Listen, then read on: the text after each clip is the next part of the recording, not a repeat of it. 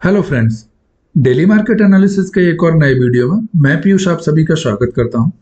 चलिए हम देखते हैं कल फ्राइडे के दिन हमारा मार्केट कैसा रह सकता है और हमारे इंपोर्टेंट सपोर्ट रेजिस्टेंस क्या रहेंगे यह भी हम डिस्कस करेंगे। तो सबसे पहले चलते हैं हम अपने बड़े टाइम फ्रेम पर और देखते हैं कि डेली टाइम फ्रेम पे हमारा मार्केट का स्ट्रक्चर क्या बना हुआ है। दोस्तों, आप लोगों को लगता होगा कि बार बार मैं डेली बेसिस पे आपको बड़े टाइम फ्रेम पे क्यों ले जाता हूँ, डेली टाइम फ्रेम पे हमारे जो रेजिस्टेंस है उनके बारे में क्यों आपके साथ डिस्कस करता हूँ। आज आपको उस एनालिसिस का इंपोर्टेंस समझ में आएगा। अब यहाँ पर ध्यान दीजिए दोस्तों, आज के मार्केट को अगर हम देखें तो हमें पहले पिछले दिन की न्यूज को थोड़ा सा देखना पड़ेगा। दोस्तों, कल की न्यूज के बारे में अगर आपको पता हो तो जो जीएसटी के बारे में हमारा डिस्कशन चल रहा था, कल उसका आउटकम हमें देखने के लिए मिला और जो जीएसटी के हमारे पास 4 स्लैब थे वो कम करके केवल 2 स्लैब कर दिए गए हैं और हमारी जो मेजर चीजें थी उनको 5% के जीएसटी के दायरे में लाया गया है, जो पहले 18% लगा करती थी। तो एक तरीके से यह जो न्यूज थी वो फंडामेंटली स्ट्रॉन्ग न्यूज थी जिसके ब्याह पे मार्केट को ऊपर जाना चाहिए था। अब इस न्यूज के ब्याह पे हुआ क्या, मार्केट गैप अप तो ओपन हुआ, लेकिन ओपन कहां पे हुआ? ओपन हुआ हमारे उस रेजिस्टेंस के पास जिसके बारे में मैं आपसे कई दिन से डिस्कस कर रहा था और वह था हमारा साइकोलॉजिकल लेवल 25,000 का। आप देखिए, जैसे ही हम यहाँ पे ओपन हुए तुरंत यहां से मार्केट में सेलर एक्टिव हुए और दोबारा से मार्केट को लोअर लेवल पर आकर क्लोज करा दिया और यह क्लोजिंग हमको कहां मिली? हमको यह क्लोजिंग मिली हमारे कल के हाई के आसपास।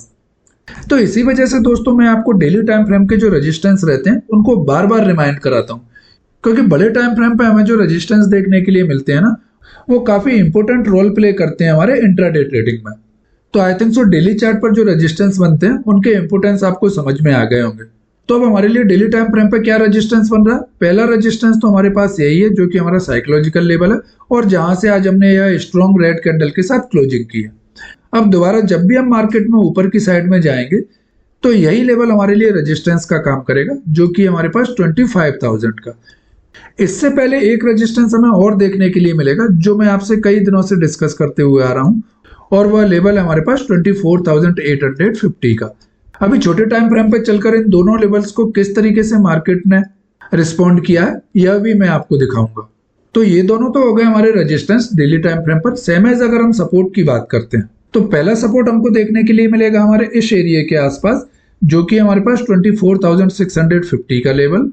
और इसके बाद जो दूसरा सपोर्ट रहेगा हमारे पास वो है हमारा डेली टाइम फ्रेम का साइकोलॉजिकल लेवल, जो है हमारे पास 24,500 का। ये दो सपोर्ट हमें डाउन साइड में भी मार्केट में देखने के लिए मिलेंगे जब हम मार्केट में डाउन साइड मूव कर रहे होंगे। चलिए अब हम 15 मिनट के टाइम फ्रेम पर चलते हैं और देखते हैं कि कल फ्राइडे के लिए हमारा बेस्ट ट्रेडिंग सेटअप क्या रह सकता है।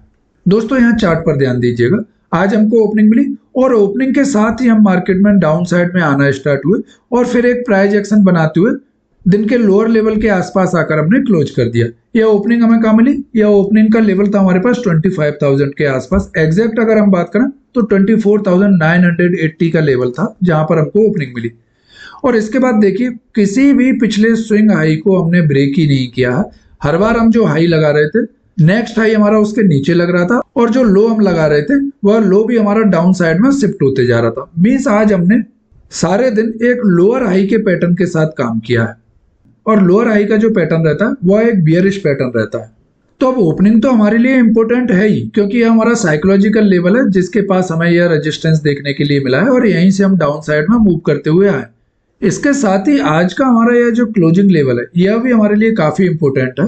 अब अगर कल के दिन हम यहीं कहीं ओपन होते हैं तो यह जो लेवल है वो हमारे लिए काफी इंपॉर्टेंट सपोर्ट का काम करेगा और यह सपोर्ट लेवल है हमारे पास 24,700 के आसपास। अब अगर कल के दिन हम एक स्ट्रॉन्ग रेड कैंडल के साथ इसके नीचे क्लोजिंग करते हैं ना, तो इसी कैंडल के लो से हमें एक सेलिंग का ट्रिगर मिल सकता है, जो कि फर्स्ट मूव में हमको लेकर जाएगा हमारे इस सपोर्ट एरिया के पास, जो कि हमारा 24,650 का। दोस्तों ध्यान रखिएगा, 24,700 के नीचे एक स्ट्रॉन्ग रेड कैंडल की क्लोजिंग हमको चाहिए, उसके बाद ही हमें यह मूव देखने के लिए मिल सकता है। उसके बाद अगर हम दूसरे सपोर्ट की बात करते हैं तो दूसरा सपोर्ट हमको देखने के लिए मिलेगा हमारे इस एरिया के आसपास, जो कि हमारा 24,580 का लेवल। और इसके बाद जो थर्ड मूव हमें देखने के लिए मिलेगा वो हमको लेकर जा सकता है हमारे इस सपोर्ट के पास, जो कि हमारा 24,530 का। यह तीन मूव कल हमें डाउन साइड में देखने के लिए मिल सकते हैं। दोस्तों, अब अगर हम रेजिस्टेंस की बात करते हैं तो सबसे पहला रेजिस्टेंस हमें देखने के लिए मिलेगा हमारे इस स्विंग हाई का, जो कि लेवल है हमारे पास 24,850 का। यह हमारे पास फर्स्ट रेजिस्टेंस का काम करेगा। बिकॉज आपको याद हो, मैं कई दिनों से इस लेवल के बारे में बात कर रहा था। बिकॉज आज के दिन को भी अगर आप देखें तो हमने यहाँ पे ओपनिंग दी और ओपनिंग देने के बाद सीधे हम अपने इस लेवल के पास आए। यहाँ पर बायर एक बार एक्टिव हुए और दोबारा से उन्होंने ट्राई किया कि मार्केट को ऊपर ले जाएं, लेकिन सेलर इतने आवी थे कि इस लेवल को वो सस्टेन नहीं करा पाए और दोबारा से हम मार्केट में नीचे आकर एक प्राइस एक्शन बनाते हुए डाउन साइड में क्लोज कर गए। तो अब यही लेवल जिसको मार्केट ने पहले सपोर्ट की तरह रिएक्ट किया, जब हम नीचे से इसको अप्रोच करेंगे तो यह हमारे लिए एक रेजिस्टेंस का काम करेगा। तो कल जब तक मार्केट 24,850 को ऊपर की साइड में ब्रेक नहीं कर देता, तब तक मार्केट में बाइंग की तरफ जाने से थोड़ा सा बचना चाहिए। अब इनकेस कल अगर हम फ्लैट या थोड़ा सा गैप अप भी ओपन होते हैं और गैप अप ओपन होने के बाद जब हम इस लेवल के पास एक रेंज बनाकर 24,850 को ऊपर की साइड में ब्रेकआउट करेंगे, तो आप देखोगे कि फर्स्ट मूव में निफ्टी हमको लेकर जा सकता है हमारे इस स्विंग के पास, जो कि रेजिस्टेंस का हमारा लेवल है 24,900 का। अगर इस लेवल को भी हम ऊपर की साइड में ब्रेकआउट करते हैं तो नेक्स्ट मूव हमें जो मिलेगा वो हमको लेकर जाएगा हमारे आज के स्विंग हाई के पास, जो कि हमारा 24,980 का लेवल। अगर इसको भी हम सक्सेसफुली ब्रेकआउट कर पाते हैं तो नेक्स्ट रेजिस्टेंस हमें जो देखने के लिए मिलेगा वो रहेगा हमारे यह एरिया, जो कि हमारे पास 25,030 का एरिया। यह 3 रेजिस्टेंस हमें कल फ्राइडे के दिन ऊपर की साइड में देखने के लिए मिल सकते हैं। दोस्तों, अब अगर हम कहीं आज की तरह गैप अप ओपन हो जाते हैं या एक बहुत बड़े गैप डाउन के साथ ओपन हो जाते हैं, तो फिर अगर हम डाउन साइड में ओपन होते हैं अपने इस लेवल के पास, जो कि हमारे पास 24,500 से लेकर 24,550 के बीच में, तो आप यहाँ पर ध्यान रखिएगा कि यह जो लेवल है हमारे पास, यह लेवल हमारे लिए एक स्ट्रॉन्ग सपोर्ट का काम करने वाला है। बिकॉज यह हमारा एक डिमांड जोन है। आप यहाँ पर देखिए, मार्केट ने एक अप मूव दिया, रिटेस्ट किया और उसके बाद इतना अप मूव हमें देखने के लिए मिला। उसके बाद जो निफ्टी का एक्सपायरी था उस दिन हमने दोबारा से डाउन मूव दिया और इसी लेवल पर आकर सपोर्ट लिया। नेक्स्ट दिन हम इसी के आसपास ओपन हुए और दोबारा से बायर मार्केट को उठाकर ऊपर ले गए।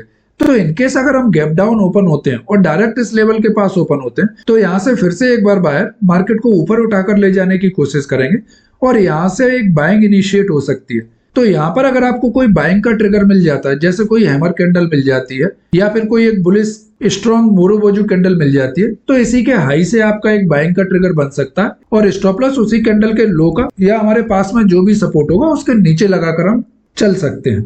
सेम एज अगर हम गैप अप की बात करते हैं, तो यह जो एरिया है जहां से आज हमने डाउन साइड में मूव दिया है, यह लेवल अब हमारे लिए एक स्ट्रॉन्ग रेजिस्टेंस का काम करेगा। तो इनकेस अगर हम यहाँ पर गैप अप ओपन हो जाते हैं तो यहाँ पर फिर हमें थोड़ा सा ट्रिक का यूज करना पड़ेगा।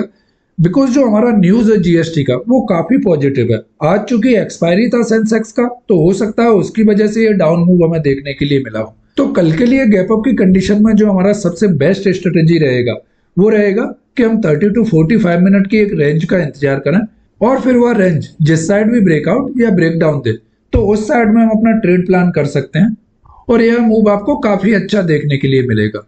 क्योंकि 30 to 45 मिनट की रेंज के बाद अगर हमने डाउन साइड में मूव देना स्टार्ट किया तो फिर यहाँ से यह क्लियर हो जाएगा कि जीएसटी का जो न्यूज था उसको मार्केट फैक्टर इन कर चुका है और सेलर बहुत ज्यादा एग्रेसिव है मार्केट को नीचे ले जाने के लिए। तो फिर वहां से हमारे लिए सेल की पोजीशन दोबारा बनाने की अपॉर्चुनिटी मिल सकती है।